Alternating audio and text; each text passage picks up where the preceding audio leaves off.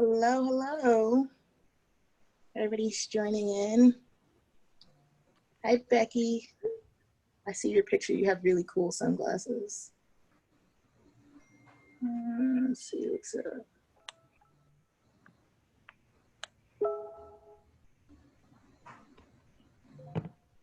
How's everybody doing? I want to hear some people respond. Ursa, I see your name. Kristen, I see your name too. I'm just calling out names. How are you guys doing? Good, how are you? I'm good. It's hot where I'm at. I don't know about you guys, but I'm sweating bullets today. It's so hot.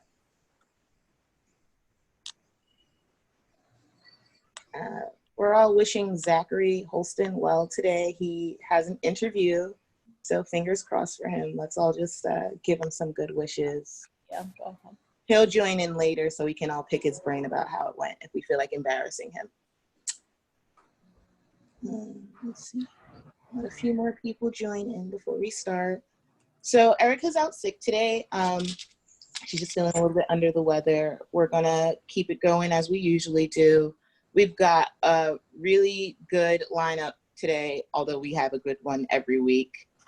Joining us will be two of our past fellows. The first up will be Ramirez, who is an engagement and inclusion manager at Droga 5. And the second will be Shaquana Joseph, who's a client partner at Twitter. But before we get into that, Shamika's going to follow up with the assignment that she left for you all last week. I hope you were able to get it done. Shamika, if you want to start now, you totally can. Sure. Welcome, everyone. Thank you again to those who have been participating in the EVP exercise. I'm just going to go full screen, which will probably disappear, and then I'll bring it back to you. It's been a great way for us to help you develop your brand and think about yourselves in a different way. And if you haven't participated yet, there's still time. There's one more round. This is our last week with you. So I will be reviewing the EVP statements and getting you feedback if you can send it in by Monday evening to get you ready for the very last week with the HR roundtables. So this is part 4 of our personal branding exercise, and we're now at the employer value proposition statement phase.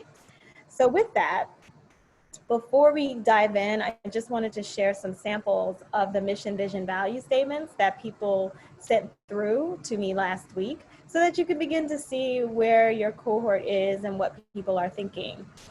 So the first up is Alexa. Her mission: to use copywriting and empathy to be a more supportive teammate. The vision: to bring sincerity and understanding back to a world that has long been blinded by animosity. And her values are sincerity, tenacity, optimism, patience, and curiosity. I thought this was really succinct and concise. I understood where she stands in terms of her brand, so I wanted to share it with you. I have 2 more. Aaron. His mission: to creatively amplify untold stories in the world. The vision: inspire underrepresented communities to embrace their unique POV on the world. The values: provocative, empathy, inclusiveness, authentic, and passion. And last, we have Mohammed. To use empathy to understand the world around me and the minds of consumers. Vision: to use my experiences and understanding of the world to create human-centered solutions and mentor. Values: authenticity. Develop and seek authenticity. It will make our work and advice more solid.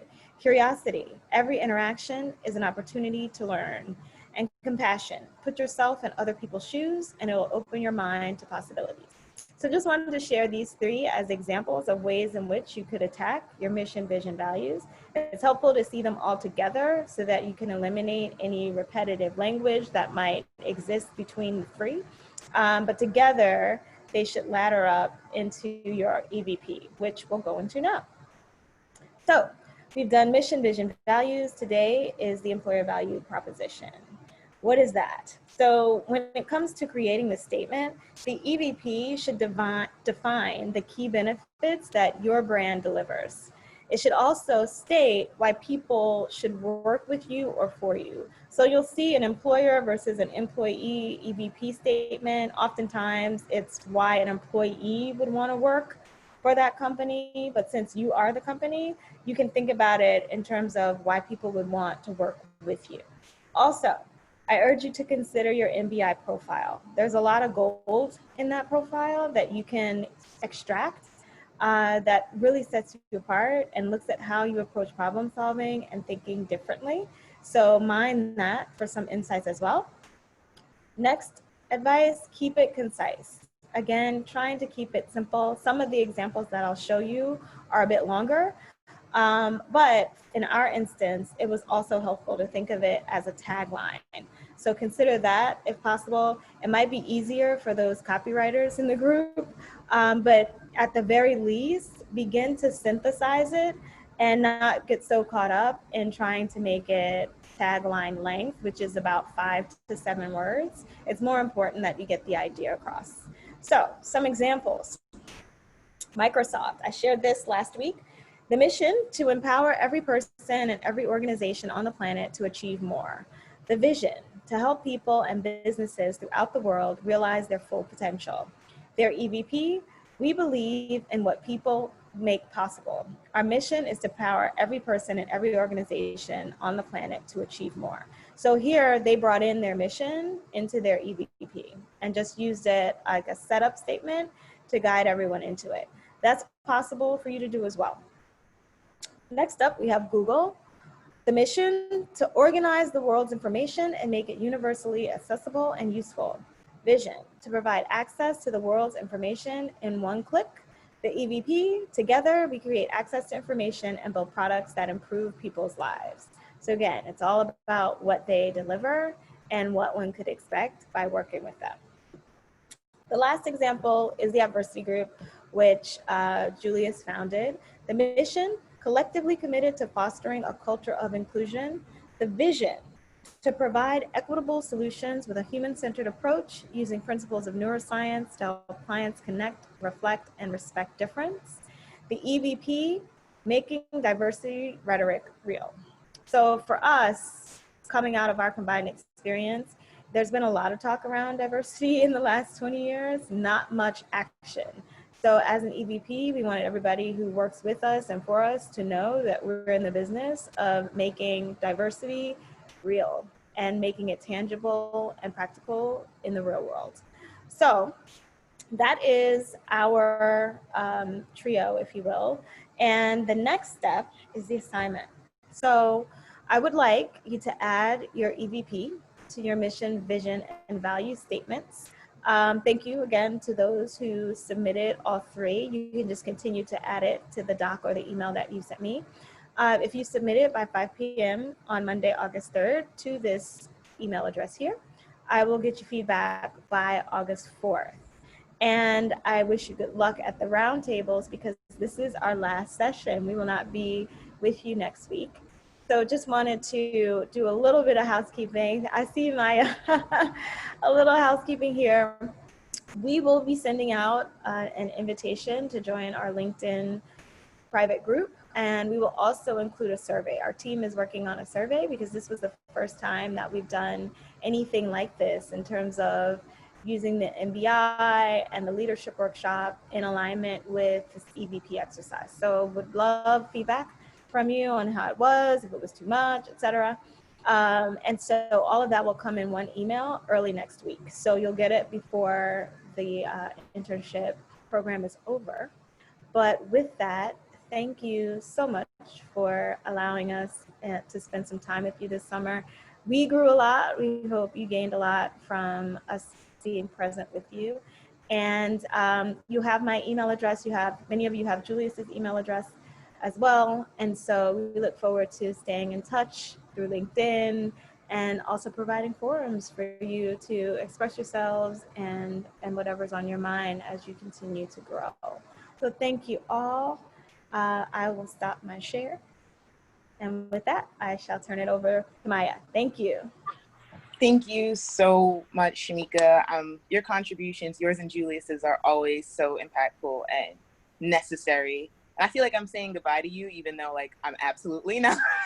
I'm totally staying next But I week. still feel sad, like something is ending, and this was just a really great experience. We always have great experiences, but this was a really great experience, and I'm so happy that you were able to share it with the interns, and you have all just received such an invaluable like just connection and experience. I encourage you to use that LinkedIn and to tap Shamika and Julius for more information and to continue staying connected with them because they're people to have in your wheelhouse for sure.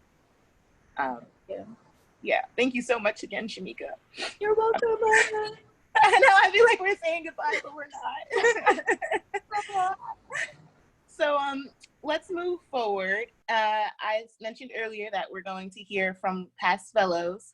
Next up, we have Ash Ramirez, who's the Engagement and Inclusion Manager at Droga 5 and is also a co-founder of Women Who Create. So take it away, Ash. Yeah, hi everybody. I hope everybody's doing good.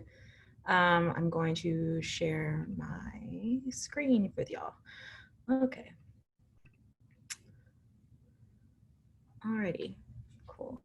And hopefully I want this to be as engaging as possible. So I do have like some questions and, we're going to have a nice little chat. But this is coming from my nonprofit, today's session, Women Who Create, and I am going to spend some time just talking about who Women Who Create is, and then getting into today's topic about mentorship. So just like a quick little thing, who we are. So this is the co-founders. I am the co-founder alongside my partner, Shauna Margaret, who's also a senior copywriter at Roxa. Her and I had incepted this program in 2018 with just like 30 women of color. And I'm going to get into what the program is in a little bit, but this is like my partner. This is like my person in crime. She's amazing. But for today's purposes, I did want to let you know a little bit about myself. So, of course, pronouns and trans and non-binary visibility is very important to me. My pronouns are she, her, hers, but I am also gender non-conforming. So shout out to all my non-binary trans fellows that are in this program. I'm hoping that you're seeing more representation in regards to that. And I'm from Houston, Texas. I rep Texas H-Town real hard. I'm also a member of an alumni of a couple other diversity programs, MAPE being one. I'm sure y'all have heard of that, and Most Promising through the AAF. So those are pretty prominent organizations that I do encourage you to get involved in if you haven't already. And then, of course, like Maya said, I am a past alum of the Ad Club's Women's Fellowship. I actually just graduated this year, and it's been an amazing experience just to grow as a person of color, trying to get from mid-level to senior level. And then finally, what I do for my day job is I'm a diversity and inclusion advocate. So I do work at Droga 5 in their diversity and inclusion department, progressing their D&I initiatives and programming that's not only internal for the agency, but external. And I'm happy to share about like my experience on that. But yeah, so a little bit about Women Who Create. So we are a mentorship program that is for women of color that is ultimately built by women of color. What we do is we pair aspiring women of color professionals in advertising, marketing, tech, fashion, film, with other professionals who are also women of color that are already in those established fields. So it's a 15-week program. It is a guided program, but there is flexibility in terms of what you make of the relationship. And I do have some tips on how that will go about. But yeah, we hold 2 sessions a year, and we did start in 2018 with just like 30 women of color. And the next time that we did the cohort, like about 3 months later, we jumped from 30 to 300 women. And then we've serviced over the past two and a half years, 650 women of color nationwide. So this is for any person who identifies as a woman of color, who is early in their career, whether it's in college or, or starting out. This is probably going to be the best program for you. And I'll have some more information on that at the end about how to get into the program. So this is how we stack up. So like I said, 2 years, 16 states. This number has grown. It's more than 600 now. We've had a slew of other universities. You know, you probably might have seen your university on here, as well as a lot of companies that have given us mentors. So that's been across the board with that as well. And yeah, today's topic is going to be about mentorship and making the most out of mentoring. So before I get into kind of my topic, I definitely wanted to get a sense of what your experience has been with mentorship. I know that with this program, you all have been assigned a mentor. And so I'm just curious, like, how has that been going? What it's been like for you? What do you like about it? What do you feel like are some challenges? So I'm gonna open up the room for that.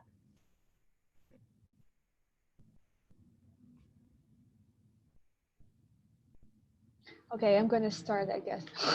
Hey Ash, I actually met you before on during the coffee chat, so very happy to see you here.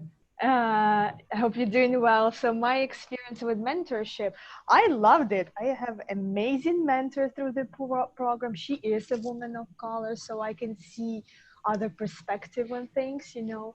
And we were working on a nonprofit client to help kids, overweight kids from a low income communities to get into like healthy program, like, and she gave me amazing ideas of how we can help these kids, because she understands the community, she understands this struggle of people of color, because I cannot, right? In some ways I don't understand, I've never I can relate somehow maybe, but so yeah, and she's just wonderful human being, and I can always text her, call her, and she just will be always there for me. So I had amazing experience through this program, and I loved it. Amazing. I'm glad that's a great experience. Yep.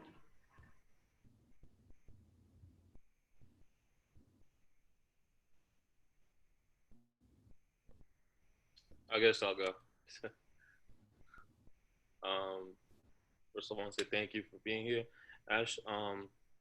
So for me, with my mentor, I consider him, besides everyone else in the program, one person to just tell me straight up, like, you shouldn't let certain factors based on where you grow up, when you grew up, to be the reason why you shouldn't pursue like advertising. Like where I'm from, like you either graduate high school or pretty much like you're working construction and stuff like that. I was the only kid in my family to want to do something creative. Like I want to do copywriting and music. And when I was presenting some ideas to him, he told me straight up like, why aren't you doing this more often than you should? And for me, it meant a lot to me because it's like to meet another person of color and to see that, it gives me a sense like I'm not the only one trying to do this, Mm-hmm. So for me, my mentorship experience has been great. Like it's definitely been a life changer for me.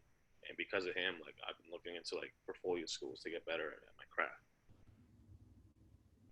Yes, we love to see it. Amazing. And that's so good to and I'm gonna have a couple of things about, you're touching upon a couple of things already, like before I'm even getting into my topic that I absolutely love about like what mentors can do for you and the type of support and confidence that they can bring to the table for a mentee. So I love that. I love that he did that for you, and that it ultimately kind of impassioned you to move on to portfolio school and further development. Thank you. Anybody else?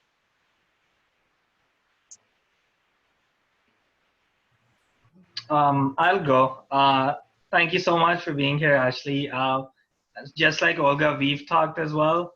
And it's funny because it was you who suggested reaching out to Kenny, which Mm-hmm. introduced me to the growth initiative. So thank you for that.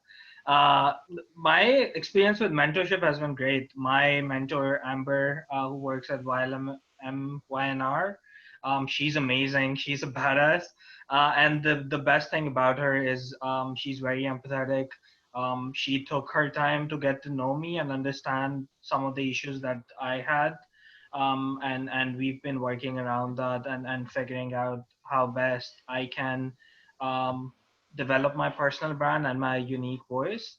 So it's been amazing for me. It's also interesting that the not just her, but some of the mentors I've had over the past couple of years have either been people of color or women. So I've found that very interesting, and I think the biggest common denominator has been the empathy. That's been a common thread throughout. So that's something that I found very interesting. It's great. Well, it's good to see you, and I'm glad to see that you got connected with the Growth Initiative and Ad Club. These are amazing programs, and I mean, it's full circle sometimes, and the advertising world and the industry is really small. So I'm happy I get to see some of the people that I've come across earlier this year. So that's amazing. Thank you. Is anybody else that likes to share?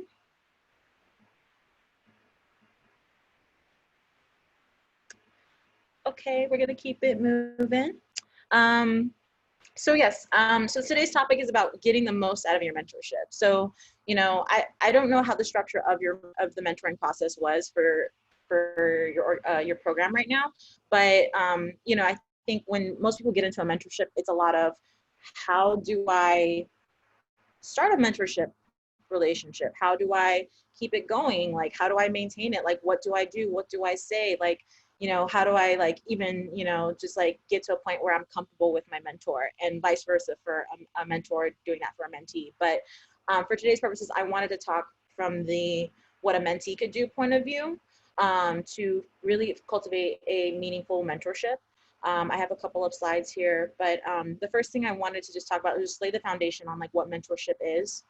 So mentorship at its basis is a relationship with where somebody with a vast amount of experience helps guide someone who happens to have less experience and wants to learn ultimately. The person who's a mentor is somebody that could be looked up to. This is a person that guides a mentee and helps them make more informed, well-informed decisions.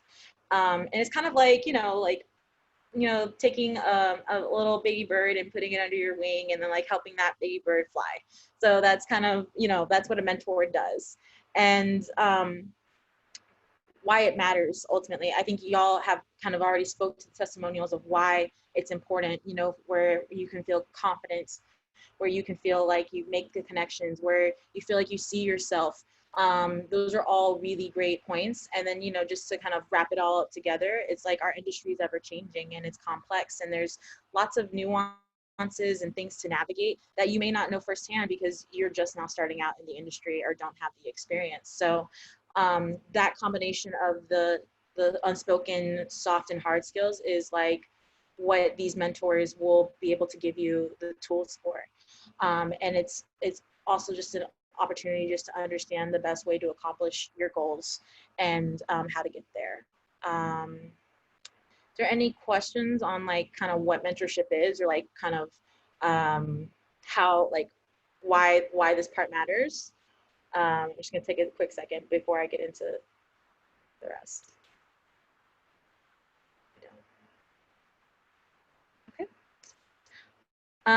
So I'm getting into just like finding a mentor. So like there are definitely a ton of resources. If you're still in college, you can utilize professors, teachers. If you're actively out in the world and this is advertising, there are a couple of other resources that you could use. This is just a small percent. If you look up, there's probably a ton of other mentorship programs that you can look up, or programs that do lend itself to mentorship opportunities.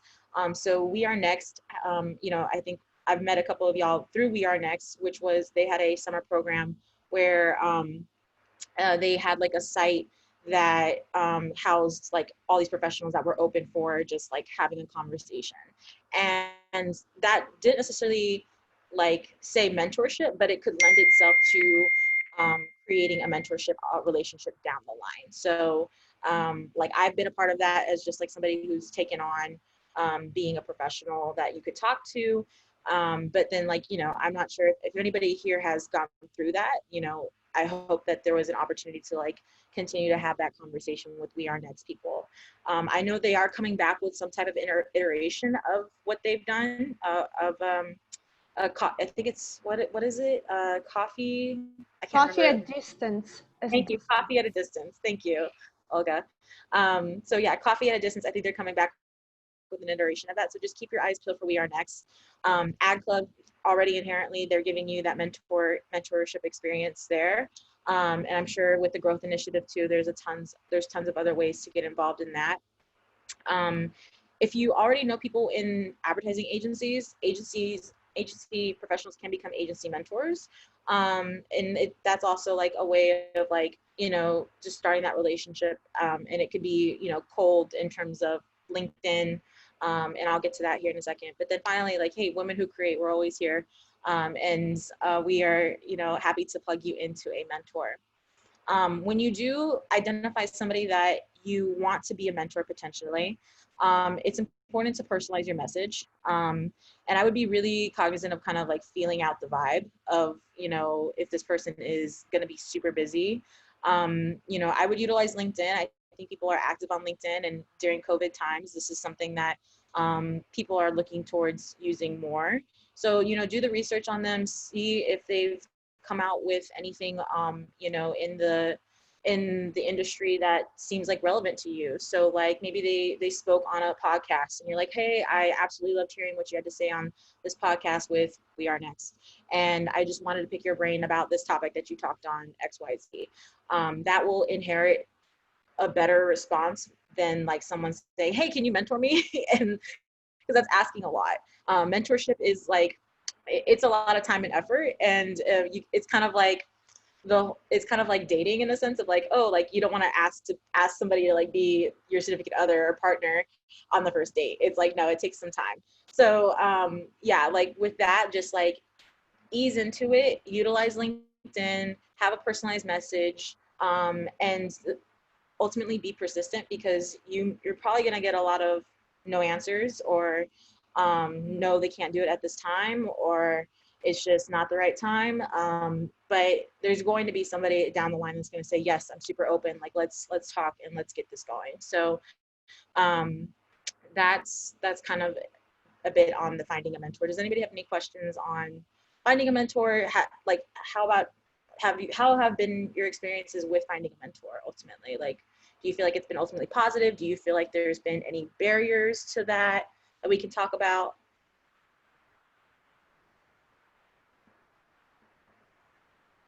It can be hard sometimes because you don't want to be persistent too much, like, and I personally struggle with like just asking questions, because you're like, okay, people have their lives, they have families, it's COVID, it's whatever, even like before the COVID.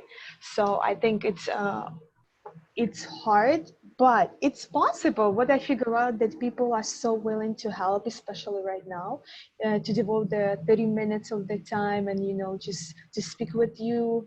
And it shouldn't be like a weekly basis, right? You can do like once a month or something like that if somebody is busy. So it was hard to find that perfect balance on how to message, what to message, who to message. So yeah. Exactly. And we're gonna get into how to maintain that and create that relationship here in a second. But Yep. yes, it's a little awkward sometimes. Yeah. For me, I found speaking to people easy, and like people are always willing to talk about their experiences, but taking it a level above, I found finding champions a little difficult, where it's more of a two-way relationship, so they're also invested in you. So it's a lot of the times I found it that you're the one putting a lot of the effort, and I get that because you're at that career where you're trying to get more understanding of the industry and take a leap that way. But I feel like I found a lot of the relationships to be better when it's two-way. So getting to that level has been a bit tough for me. Yeah.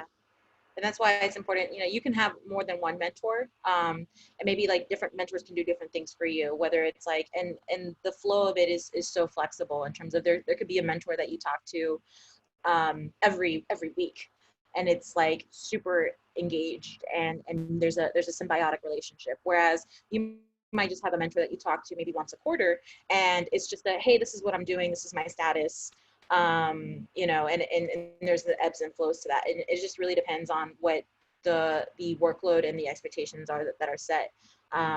So yeah, but I totally understand that, like, it's like, how do we just make sure that it's a flowing conversation? Yeah. It's also one, if it's not two-way, I feel like it feels very transactional, because like every time I'm talking about me, or like how his or her experience would help me. So I found that to be a bit weird. So yeah, that's something that I've observed as well. Yeah. Yep. Again, it could be super awkward. Does anybody have any other questions about finding a mentor?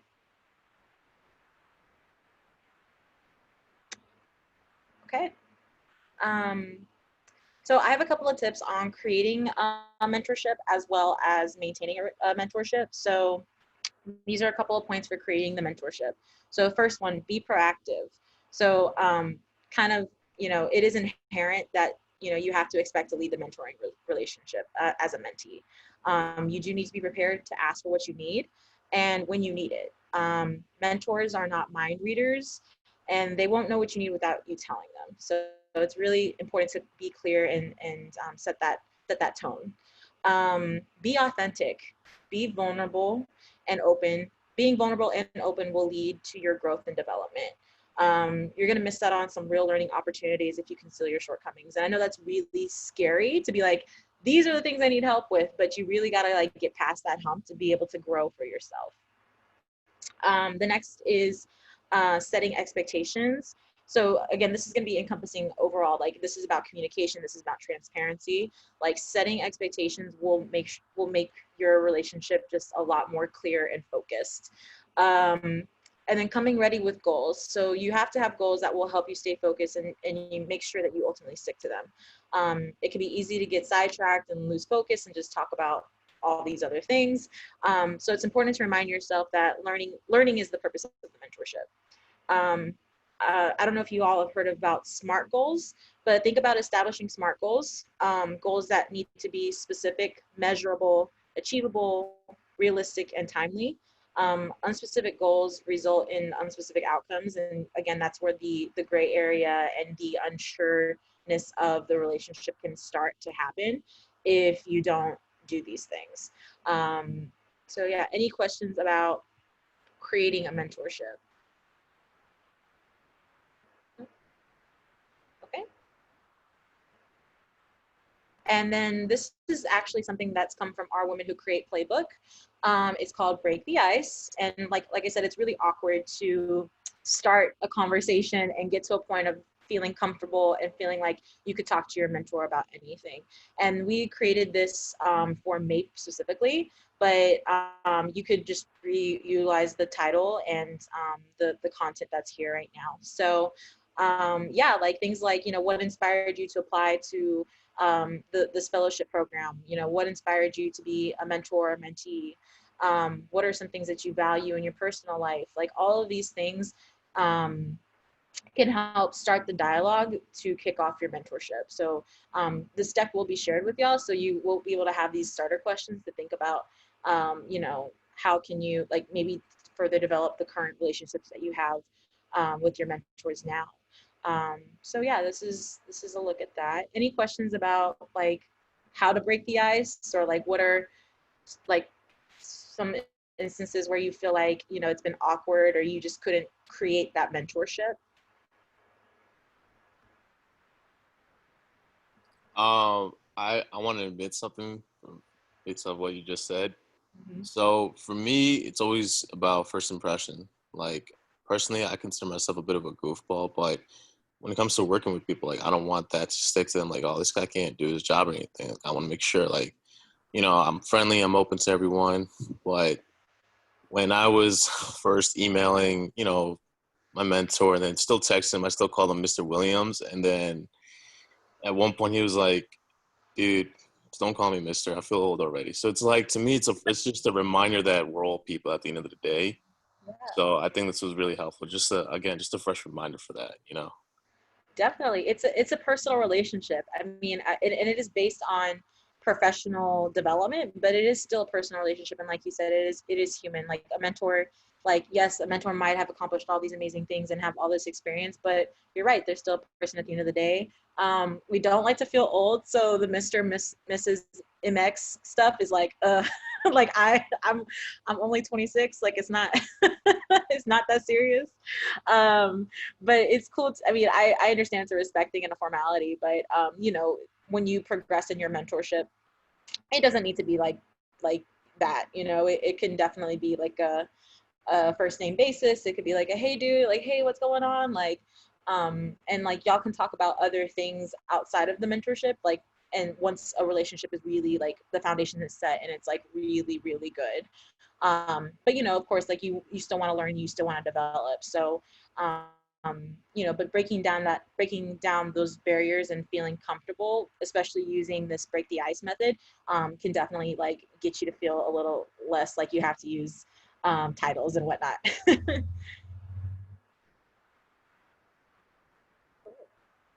Thank you for being vulnerable. Okay. So the next thing is maintaining a mentorship. So you found a mentor's down to like guide you and like take you under their wing. Now it's about like really maintaining that mentorship for the long haul, right? How does it go beyond just a email back and forth, and how does it become consistent? So first thing is be prepared. So of course, like, what does Will Smith say? Like, if you are ready, you don't have to, if you stay ready, you don't have to be ready or get ready. So it's like, yeah, just be prepared.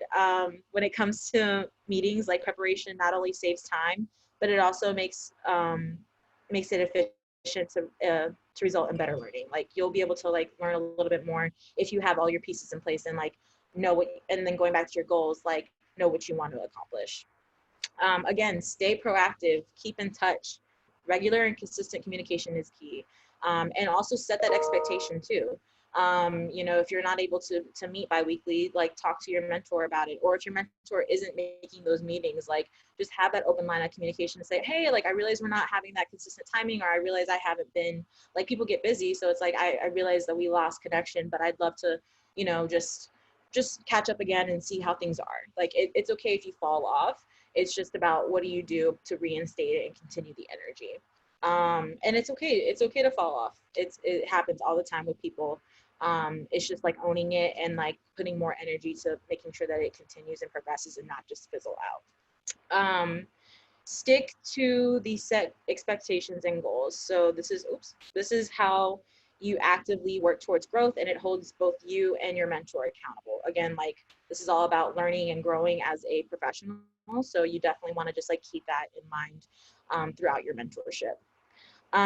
Get comfortable with being uncomfortable. This is, again, like leaning into being a little bit vulnerable, a little bit authentic, or I say a little bit, a lot of it authentic, and just being you. And then ultimately too, like, expect to be challenged, expect to be pushed, and be open to learning opportunities that, you know, are outside of your comfort zone.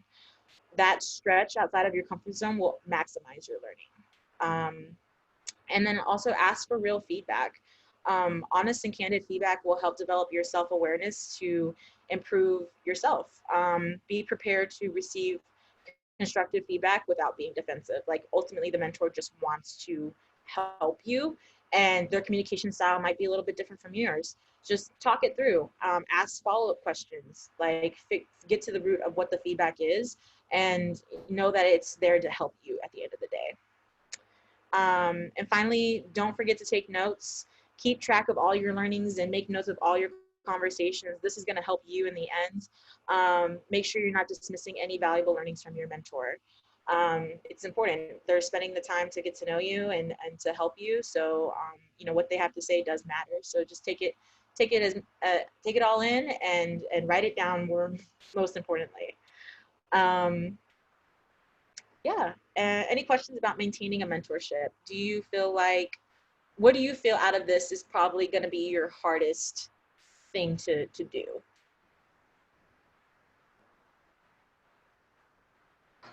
Keep in touch. How do you feel like, I want to ask you, for example, like we had a conversation, right? And I'm following up with you like in 3 months, just asking how you're doing, because that's who I am.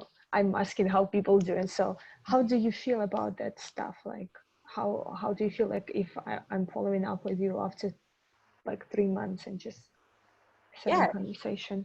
it depends on what the relationship is. So if it's a relationship where we just had a one-off coffee kind of chat, and I'm just like, hey, like, based off of that conversation, just like getting a sense of like what the vibe was from that. Like if it was a super helpful conversation and you felt like you got a lot out of that, feel free to follow up. If it was me personally, I probably had said, follow up with me, like don't be a stranger. Like I'm super down to stay connected. But there are some people who may not outright say that, but it's always good to just to say, like, just do a follow up, and whether it's a thank you or like what has really stuck out for me for somebody is like if they took a piece of advice and said, oh hey, like I followed your advice and I got this result. I'm like, oh cool, like you really like took my advice and like it was able to help you. And just like hearing that update is like amazing for me, but also it's just like that opens the door to be like, oh okay, well how else can I help you, like what else can I do?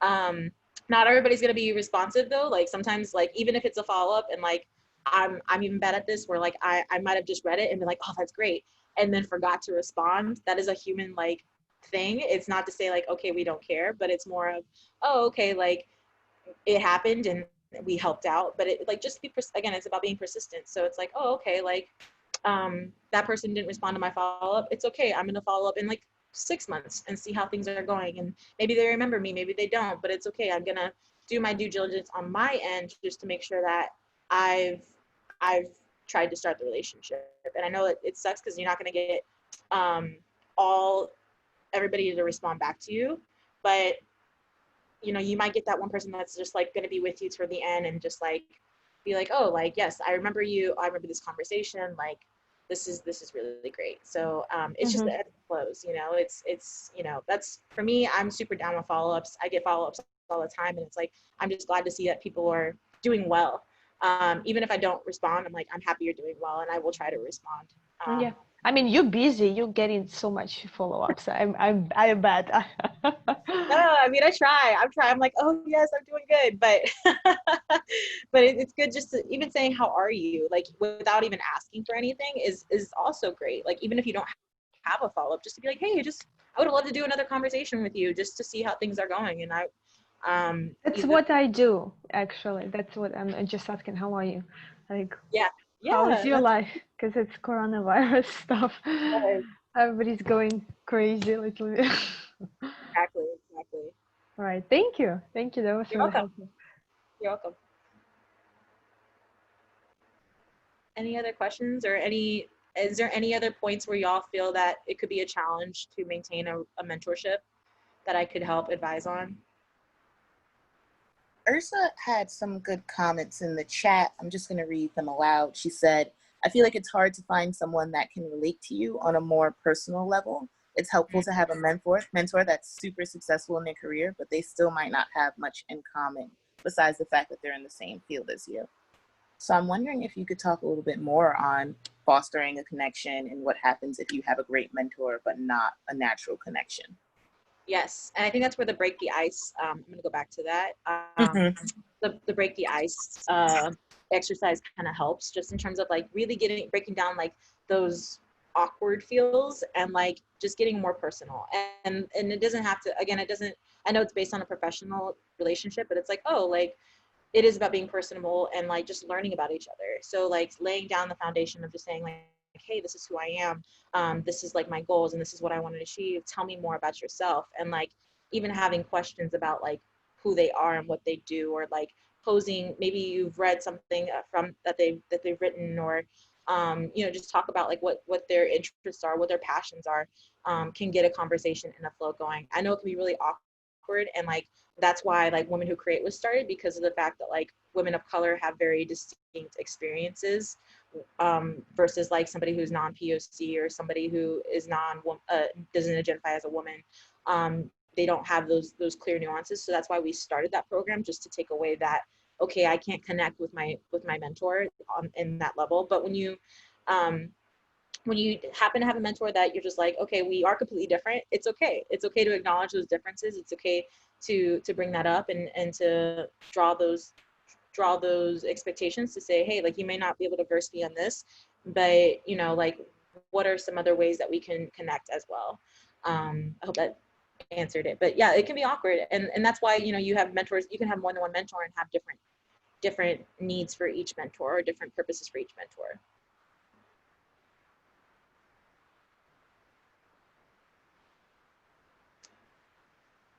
Cool. There's no other questions. I'm just going to leave off with the Let's Connect and tell you a little bit more about our Women Who Create fall session that is coming. So our fall applications are now open. So if you'd like to learn more and apply, apply at womenwhocreate.org. It's going to be smack dab in the front of our website. And the deadline is August 14th. So it's not a long application. It's just getting to know you and making sure that we can pair you with the right mentor that, you know, has those personal interests, that has those same passions, that has the same experience or level that you want to get to. Those are what we do. Like, that's what we do for this mentorship program. So it's anybody in ad, fashion, music, tech, film, anything that you coin as creative industries. And yeah, and if you know anybody that thinks that would be really beneficial for them to take part in the program, feel free to share it as well. Any questions about the program? I do have a question. Although I'm not gonna apply, I have some friends which I would love to apply, and so it's gonna be like you said, 15 weeks, right? How is it, every day, or is it like on the weekends, or it's on the evenings you have, or you establish connections with the mentors and then you guys decide? Yes. So it's a 15-week semi-guided mentorship program. So it's up to you and the mentor to decide kind of what the cadence is of meeting. So we say usually an hour a week. Up to you on how you want to spend that time, whether it's like on the weekend or during a weekday. But yeah, you know, we follow up with newsletters and with prompts to help guide that mentorship relationship. And then we also have a couple of events for the mentorship program, just like that are brought to you by my team. And yeah, we have a couple of public events too, which aren't on here, but we also have a public event coming up on August the 12th called Navigating White Workspaces as Women of Color. That is going to be from 6 to 7:30, and I'm going to share a link with it's also on our IG. So if y'all want to check that out, you can. It's going to be linked in bio to sign up for that event, right? But and we also have like Facebook, Twitter. You know, we're out here in the social media streets. So yeah. Thank you. I think I told you before when we first met that you're doing an amazing job. Thank you. Thank you. I appreciate that. I'm trying to make the world a better place. You do, little by little. Oh, thank you so much, Ash. Ash, I'm going to share your contact information along with the event that you just mentioned in our next recap, which, by the way, will be coming out earlier this time, as it will be our final recap and will contain the RSVP link for the HR roundtable, just so you're all aware. Ash, thank you so much for joining us today. You presented well, amazingly, as always. And I also agree with Olga that you do an amazing job. And I appreciate you coming here today. Thank you. Thanks, I y'all. hope you stick around. If you don't have anything else to do, stick around, because it's only picking up more. We're going to move into our next segment, which is with Shaquana Joseph, who's a client partner at Twitter. Shaquana, are you here? Hey, yes, I'm here. Hi, everybody. I was in the background listening and taking in gems myself.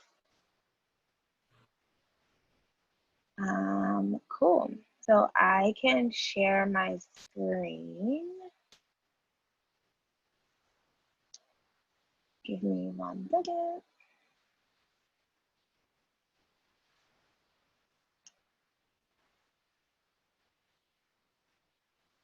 Okay, can you guys all see my screen? Yep. Okay, perfect. So as Maya mentioned, I am Shaquana Joseph, and Erica tapped me to talk about breaking into a walled garden, which I think is interesting because I don't think I work at a walled garden, but other people may feel that way. So a little bit about me. I was a 2016 ad fellow. I'm a graduate of Howard University, and I currently work as a client partner at Twitter. So what is a walled garden? Anybody, if you know, if you have comments on it, I would love to hear. You could just shout them out because I can't see the chat.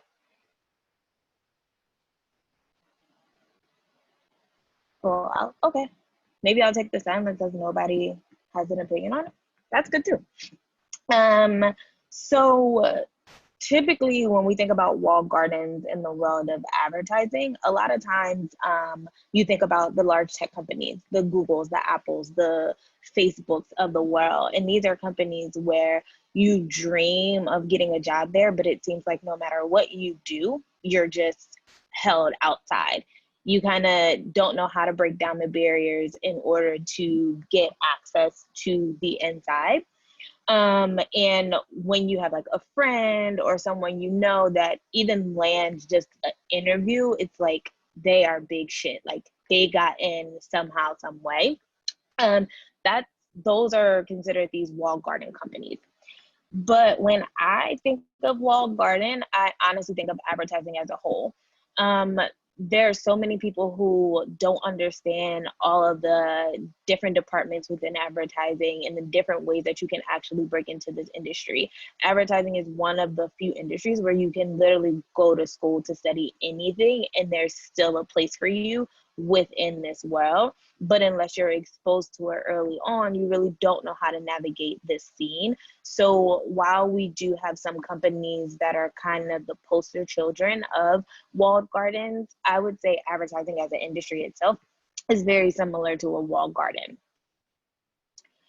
And when you say walled garden, I touched on it before, but what does it mean? I compare walled gardens to a music festival and being able to get backstage, or a social club like Soho House. Everyone wants access to it, but the access itself is limited. So that means that there are people who have the privilege or seem as if they have the privilege to get inside, and then there are others of us that are outside. Is anyone on this call a sneakerhead or into sneakers? Me. Yes. Okay, so you will feel my pain on this. This was the best analogy that I can use to break this down. I'm a self-proclaimed like micro sneakerhead, meaning I will go onto the app and search for these sneakers, but I'm only gonna buy them at market value. I can't bring myself to pay more for it. I admire them, but also I have a very small foot, so a lot of the sneakers that I will want, I can't get.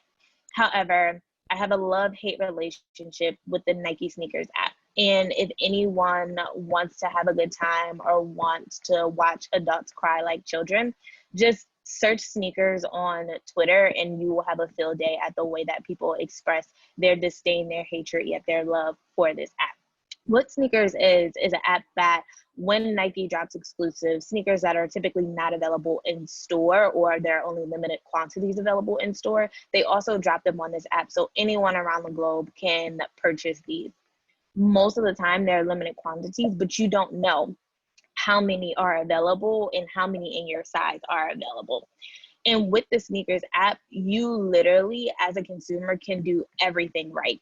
Most of the time sneakers become available at 10 a.m. So you can go onto the website or onto the app at 9:58, have your credit card information and put it in the app, have your shoe size already selected. And at 10 a.m., when they become available for purchase, you can hit purchase and possibly be one of the first people in line. However, there are one or two outcomes that are going to happen that you have no control over. Either you're going to be a part of the chosen few and you got them, and they give you this great image that says got them, and you can go post it and brag about it and tell all your friends and even resell them. Or you're going to be part of the many who get the disappointing message to let you know that you were not selected to own these pair of sneakers on this day. Again, it is a roller coaster ride. You've done everything correctly. You were in the app, you were online in time, yet you still weren't able to get them. That is really how I look at walled gardens. So there's only so much you can do from the outside on your own when you can do everything right. But unless you have some sort of thing that's helping you or helping to push you along, it's very hard to get into these companies. Now, I don't have a solution to fix the algorithm for Nike sneakers. If anyone has a solution, I will pay top dollar to help fund this for you, because I am part of that crew that cries about this often when I don't get the sneakers that I want. But when you shift and you think about how to turn that job opportunity, or how to actually get the job opportunity for yourself and break down these barriers preventing you from getting inside, I think that the best way to do it is to lean on your social currency. Now, we all know that currency is a form of money. It's how you buy things. We work so that we can have money to purchase the things that we want. The great thing about social currency is that it's not attached to your actual financial wealth. You have the capability to build this out, especially in the world of the internet, as vastly as you can. The session before this was touching on mentorship. I know that in the past you've also talked about networking. These are all ways that you build your social currency in order to gain access to the spaces that you may not have access to now, or that you may have limited access to, but you want to ensure that you're able to break into. Excuse me. So, what is social currency? At the core of it, it's the value of information shared between two individuals. Who's talking about you? How are they talking about you? When are they talking about you? Is your name even being brought up in these rooms that you're not in? And when you look at social currency, typically when you think about it from a brand standpoint, it's all about just that, how people are talking about your brand. What is that free marketing that you're getting for your brand outside of what you can pay for, whether it be on social platforms, whether it's on out of home, whether it's the fact that my grandmother has always purchased Scott toilet paper all of her life. So now that I'm on my own and I have an apartment, because I grew up with this, it's probably going to be the brand of toilet paper that I purchase. This all goes into social currency. And so as brands think about it, they think about these 6 different points of how to gain or how to build social currency, which are affiliation, conversation, utility, advocacy, information, and identity. When you think about it for yourself, place yourself as that brand. You as that brand looking to seek access to a company, what may it be Twitter, Facebook, Nike even. What do you have to offer, and how are these 6 pillars going to help you get behind the doors that you're trying to open? So I've outlined the ones that I feel are the most important, and just I'm going to provide you with ways to think about this so that you can start to build your social currency. One thing to note, everyone has social currency. You have a family, you have friends. You're not coming into this with debt or in the negative or even at 0. You're coming into this with something, and it's up to you to continue to build that as you go through life. So when you think about affiliation, this is all about your network. You can't get into Twitter. Who within your network do you know within that company? Is there anyone that works there that maybe your friend that you, or maybe your college mate that you talk to every 3 months, every 6 months, yet you know you can lean on them in this time of need to ask them to put in a referral for you. If you know no one, if you do a LinkedIn search and there's literally no one in your network that works in these spaces that you want to be in, who within 2 degrees of separation knows someone that's there? You really have to lean into the network and your surroundings in order to figure out who can put you in front of the people that are making the decisions. So how close are you? And don't be afraid, even if you are a degree or two separated from someone that works there, to lean on your network to say, hey, I saw that you are connected to this person and I'm trying to get a job there. Can you make an introduction? Can you help me to schedule some time with them so I can learn more? Next is conversation. And I think this one's interesting because over time it has changed. So when I think about conversation, I'm thinking about, what does Google say about you? When I graduated college, the big thing was nothing should be on your Facebook. Facebook is gonna kill your career, delete it or clean it up. Don't have all your college photos on there. It was the big thing. Now you have people who go against the grain and put out a ton of content that may not be brand safe, and they're considered influencers and are getting paid for just being themselves.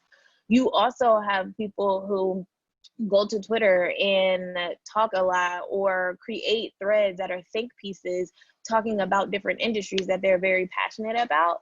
And these people are deemed thought leaders. So it's not to say that other people necessarily have to be talking about you when I Google you, but what are you doing to drum up conversation about yourself? If you want to be a thought leader, are you writing pieces and posting them on LinkedIn? Or do you have a blog? And when I put your name in Google, is that what comes up so that I can find out information about you? If you want to be a photographer, creative, just really, what are the things that come up when I do a general search about you? And the great thing about this is you have the ability to control all of this at the moment because the internet is literally at our fingertips. Next is utility and information. So with utility and information, I put these two together because I think they go hand in hand. For me, what does your resume, what do you value beyond your resume? So when I get a resume and I'm looking at candidates, the resume is literally just a checklist of things that you've achieved. I want to know a little bit more about you. A lot of times when I view the resume, it's more so to see if there are any commonalities between the two of us that we can talk about beyond just what you've done. So I said I graduated from Howard. Is this person a Howard graduate? Can we have a conversation about Howard beyond just what they've been able to achieve between graduation and them applying for this job? Additionally, when I think about utility and information, how are you able to get the attention of people outside your network by being additive, which is a little bit confusing, possibly. So when I say this, I mean that you're trying to get into a space that you feel like you don't have access to. And in order to do that, I know it's hard when people tell you start doing the work ahead of time or do things to make yourself stand out, but that is exactly the case. Being additive and showing someone within this company that you are bringing value before even getting your foot in the door is a great way to break down these barriers. And it doesn't just have to be for this particular job. This could also be for those people who you admire in the industry and you want to develop a deeper relationship with. One of my mentors has this really good practice that I actually mimicked and it works. So a lot of times you'll look on LinkedIn and you may not be connected to someone, but you want them to be in your network. And most of the times what we will do is go in with the ask. It's basically a cold email, a cold LinkedIn message, and we're going in with the ask and we're saying, hi, my name is such and such. I'm reaching out to you because of X, Y, and Z.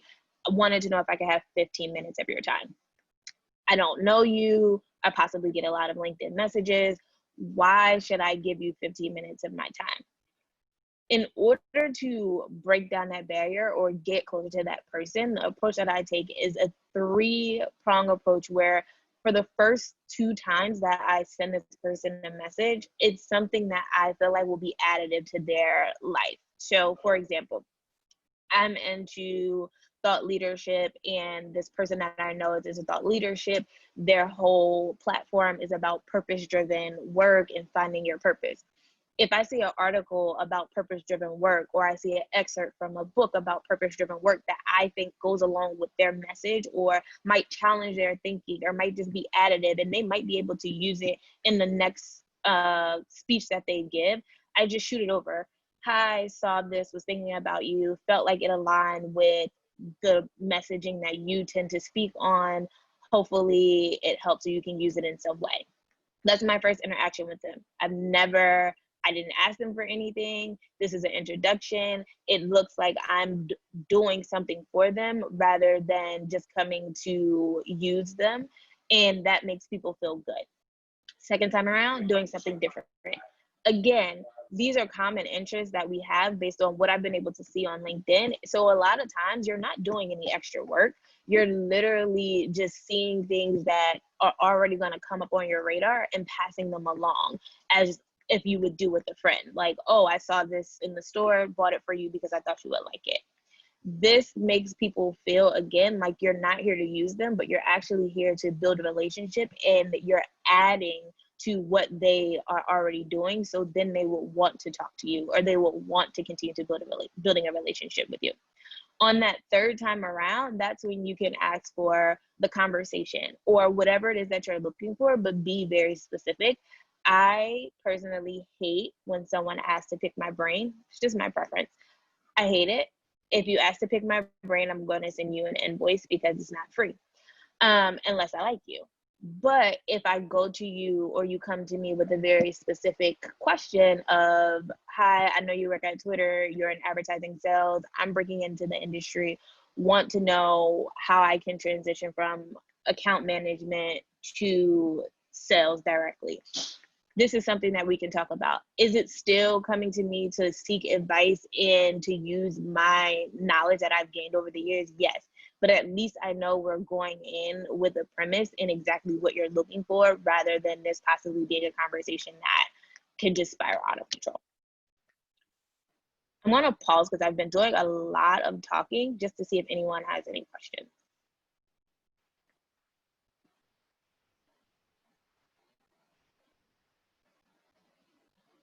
Okay.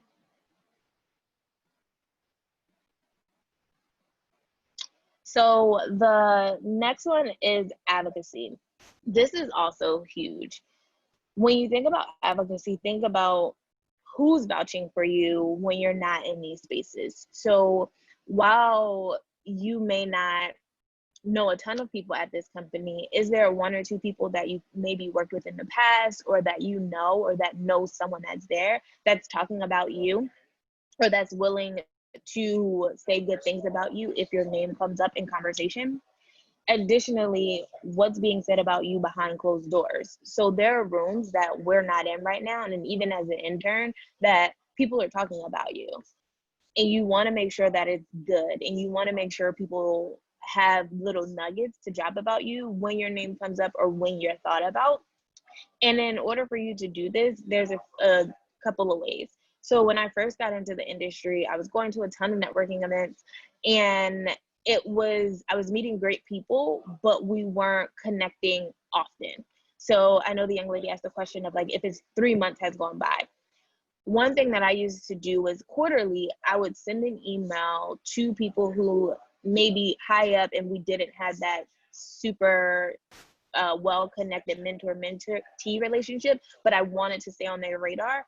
I would send them an email just letting them know what I had been up to, whether I had changed jobs, if I'd worked on new exciting campaigns at the time, if I was in the market and looking for something new. I would just let them know, give them 1 to 2 snippets about what was happening in my life, just so that if my name came up or if an opportunity came up, I could be top of mind. So no, I'm not talking to you every day, but I'm feeding you the information that you need in order for you to be able to advocate for me in rooms that I'm not in.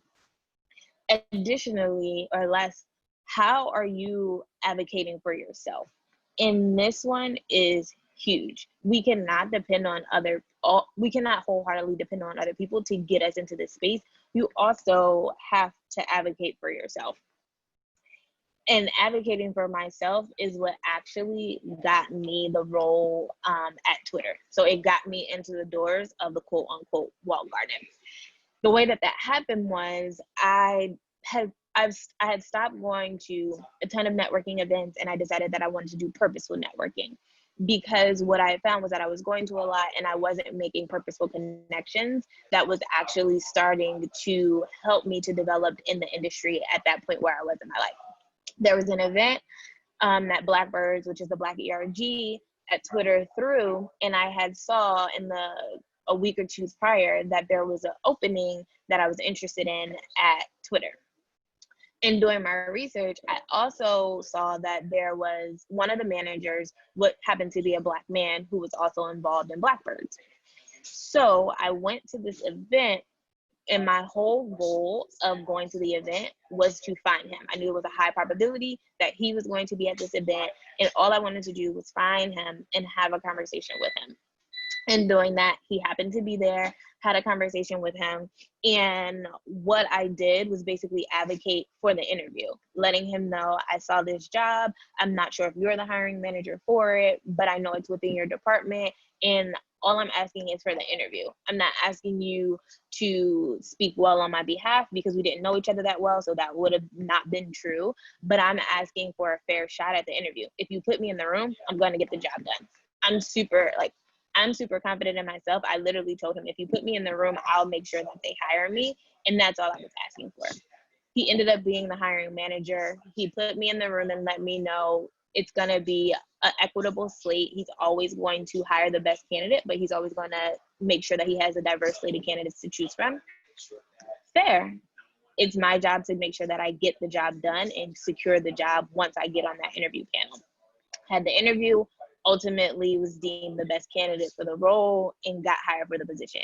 If I didn't go into this setting willing to advocate for myself and say, I want this job, this is exactly what I'm looking for, and here is how you can help me to get the opportunity that I'm looking for, no one else in that room would have done it, because they didn't know that that's what I was seeking. So while you are depending on other people to speak up for you, and you're fueling them with information that's needed so that they can have these conversations, make sure you're also fueling and preparing yourself to advocate on your behalf when you get the opportunity. Does that make sense? So I gave you a lot of gems on kind of how to build your social currency. And just like money, social currency, think of it as money.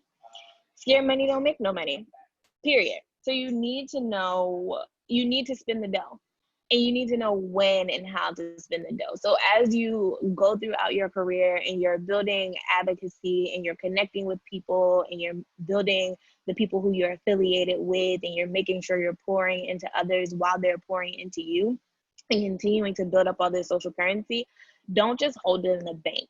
Make sure that you are spending some along the way in order to get the things that you need. So when I went to that event at Twitter, I was willing to break the bank and pull the string that I needed and spend a little bit of the social currency to make sure that I got to meet the person who I deemed was, or who I thought or knew could possibly be the manager here. And this was before I reached out to my network. So as you think about it, know that you should spend the dough, but you should also think or be considerate of how you're doing it. You can't tap into or spend $100. If you only have a limited quantity, you can't spend $100 in one spot and think that you're going to get that money right back and be able to spend it again. So the way that I broke it down is, think of your friends as dollars. $1 bills, basically. There's a lot of $1 bills in rotation right now in the world. These are the people who, no matter how many times you ask them, they're not going to hesitate to refer you to that job. I work at Twitter. There are some people that I've been referring, and it's like my mission to get them in the door. Your friends are the dollars. You can talk to them about anything. You can tap into them for anything. You probably don't think twice when something costs $1 to spend money on it. So know that you can go to these people all the time. And then similarly with your mentors, I would look at them as like your $5, $10 bills. These are the people who you're going to tell and talk to about your struggles and be more open and more vulnerable with. And you can also lean into them more often. You can lean into their network more often. You're building a relationship with these people, and their whole goal is to help you. They want to help you. They want to pour into you. They want to see you succeed. So you can tap into them more often as well. Not as often as your friends, but definitely more often than leadership at your company. And then when you get to the $50 bills, these are more of your sponsors, the people who know about you, you're on their radar, they know what you're doing, and they're going to talk about you behind closed doors. You're not talking to them as frequently as you're talking to your mentors. These may be the people who, like I mentioned before, you're sending that quarterly email to, and you're letting them know like, hey, I'm interested in this job opportunity that I saw. Make sure that when you're tapping into them and you're asking them to do something for you, you're very clear about it, and know that you're not going to have the ability to ask them over and over again. This may be like your 1 to 2 opportunities or ask per year or per time you get a job. And then lastly, those $100 bills, that's leadership. So I gratefully, Twitter has pretty much a flat or access to our senior leadership. So I have developed a great relationship with our CRO. I won't go to him often, but if there's something that I really truly want, I know I have maybe 1 or 2 times to go to him before I'm maxed out and I'm bankrupt and I don't have any money. So when doing that, what are those opportunities where this is like once in a lifetime opportunities or once in very few time opportunities that I would get that I can tap into and go to this person and know that they'll be willing to speak on my behalf. So scared money don't make no money, but also be smart about when you are spending your social currency so that people don't feel like you're literally just using them and using them and using them and you end up going bankrupt. Because the ultimate goal of having social currency, honestly, is to be the person that buys regular concert tickets but gets VIP access backstage for free. That's it. So, Shamika, what you just shared was so amazing. I actually do have a question. I've been taking notes over here because this is just, as always, when you talk about something, you have to talk about the side of it for people who are uncomfortable, who are more introverted, who aren't used to, having conversation on social media, creating threads and things like that, or are more timid about approaching mentors and leaders and sponsors. So can you talk about like that and Siobhan, I'm sorry, can you talk about that and getting past that? Yeah, so figure out the thing that makes you comfortable.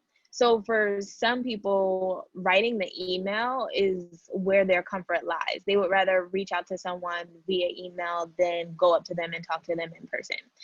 So capitalize on the things that make you comfortable, but also challenge yourself to do the things that make you uncomfortable.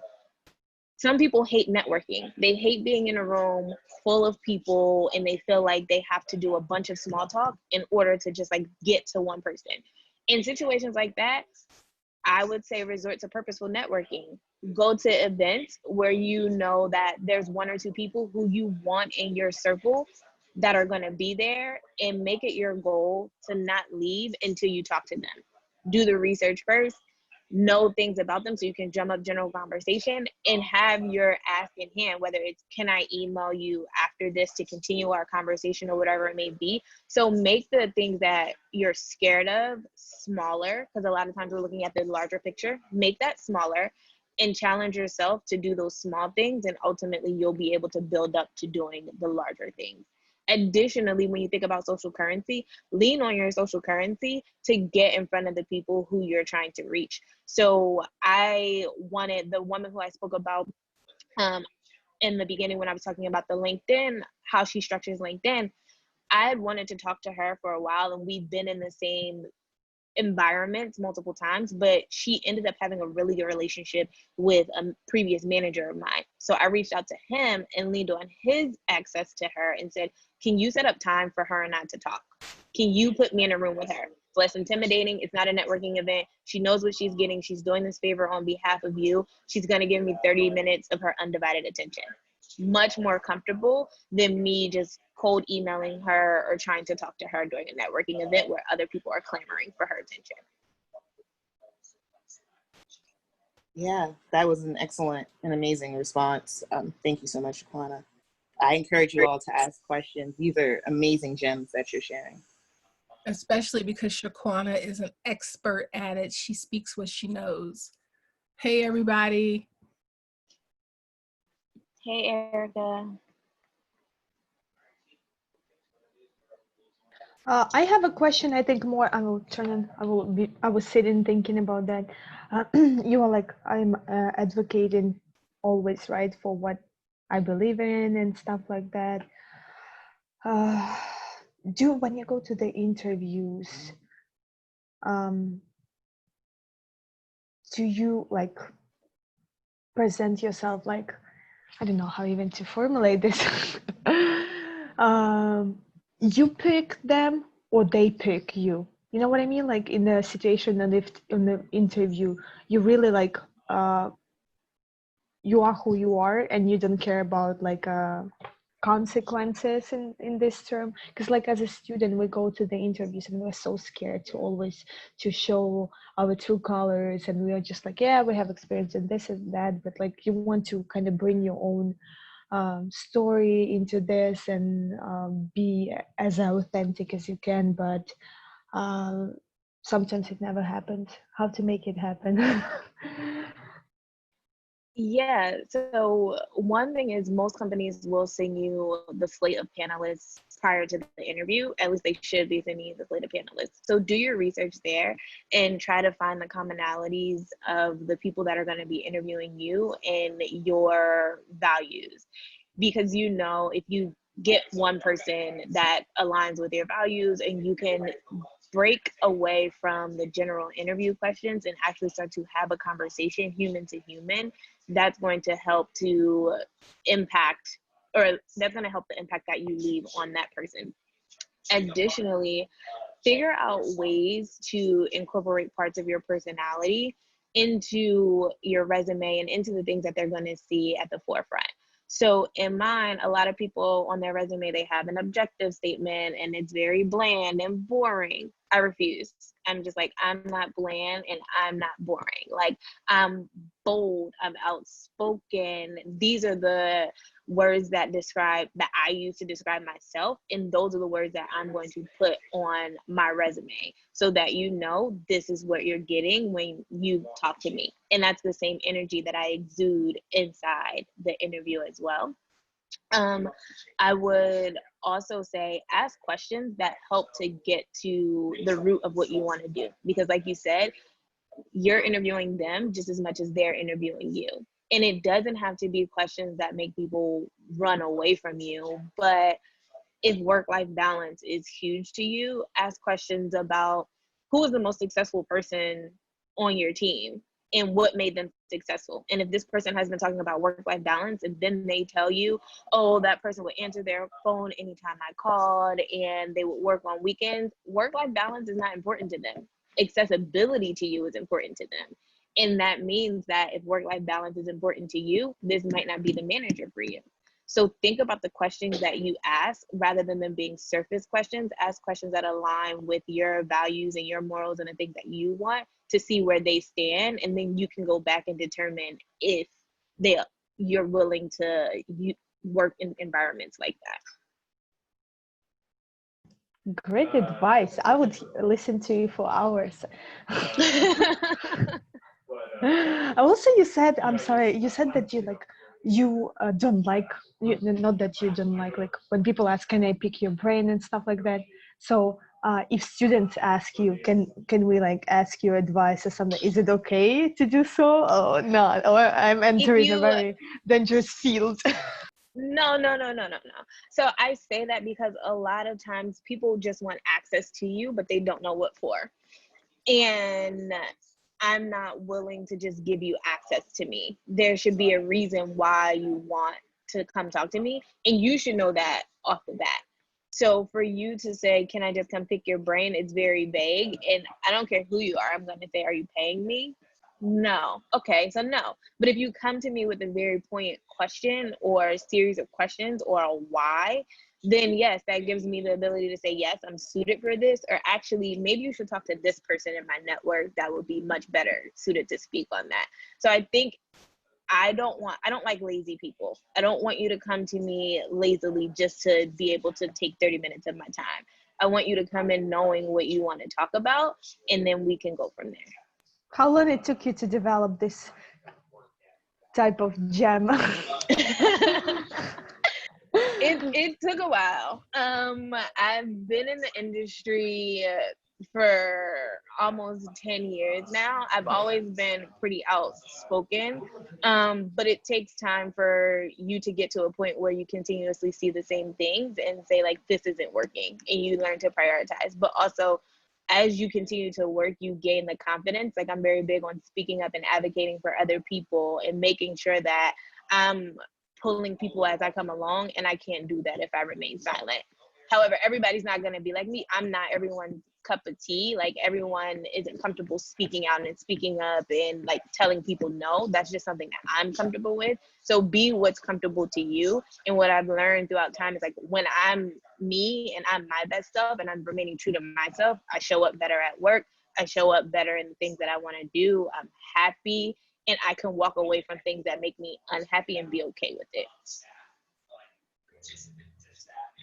Yeah, that's amazing conversation. When I grow up, I want to look like you. You can do it. Start now. Oh man, and I'm scared sometimes. I'm like, oh, if people will think that I'm too much, and I have this Russian accent, and I'll be like, no, but I'm nice. Just, oh man, funny. You can be both. It's fine. I'll try. Thank you.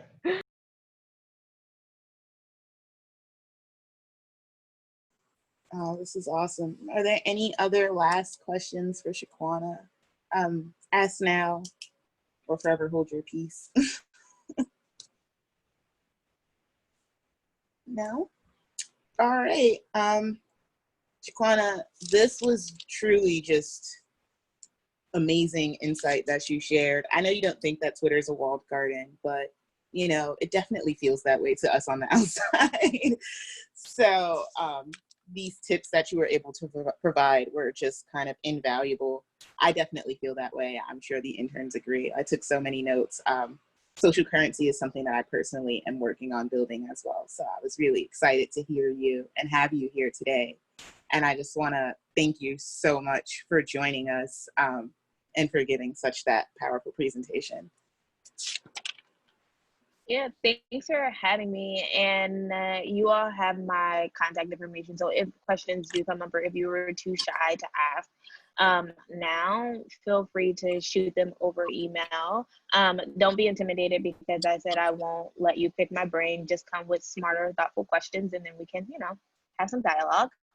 And I'll also share the presentation, Maya. So if you want to share it out with everyone else, you can. Thank you. That would be perfect.